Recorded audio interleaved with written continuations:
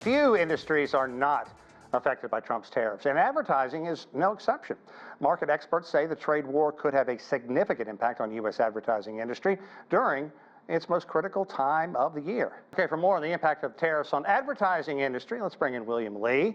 William's the chief economist at the Milken Institute, a good friend of our program, and always a pleasure to see him.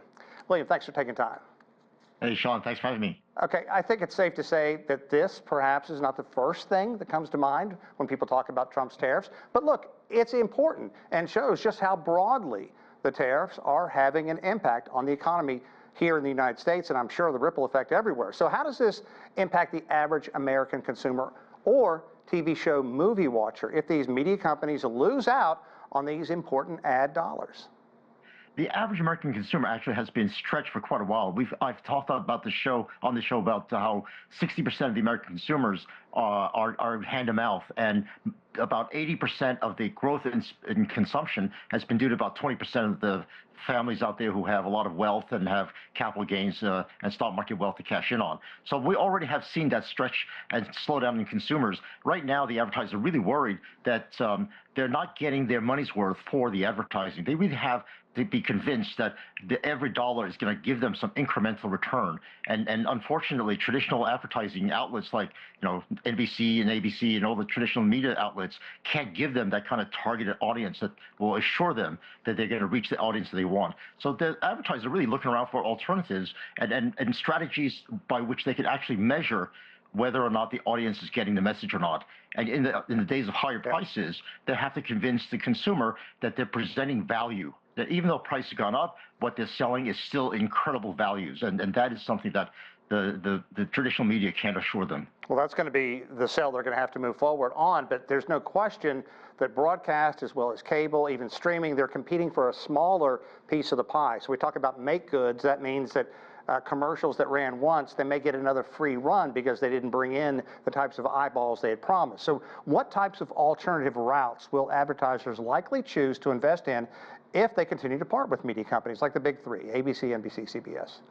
What's fascinating is that they really have been stretching pretty far out to guarantee that they're going to get returns from the advertising dollars. They're looking to influencers, people who already have a clear audience, and the audience really trusts the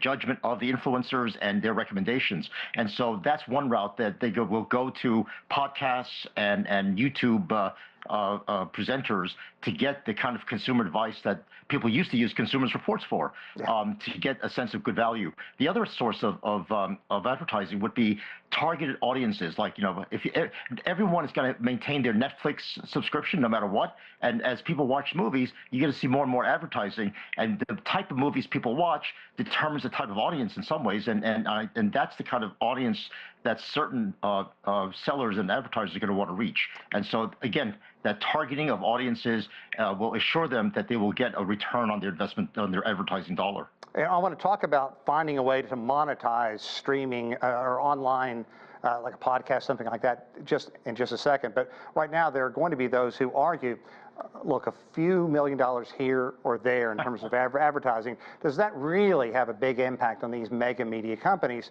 or is it just a drop in the water for them? Well, Sean, in the world of a shrinking audience, every advertiser is going to be questioning the traditional media outlets. Are you giving me the value for my advertising dollar? And as the audience shrinks, the valuable audience, the younger audiences and the ones who are actually spending money are disappearing from the traditional outlets. So yes, this absolutely is a critical issue for traditional media, and they're desperately looking for ways of monetizing the value of their services. Right. And that's very hard to do when you have general broadcasting going over the air and you don't know who's watching your shows. Look, all three of my kids, they cut the cord on cable a long time ago. They don't have program like watching at certain times. So I'm sure a lot of people are like this. How are Trump's tariffs affecting the traditional media industry, and how are we seeing them really deal with it?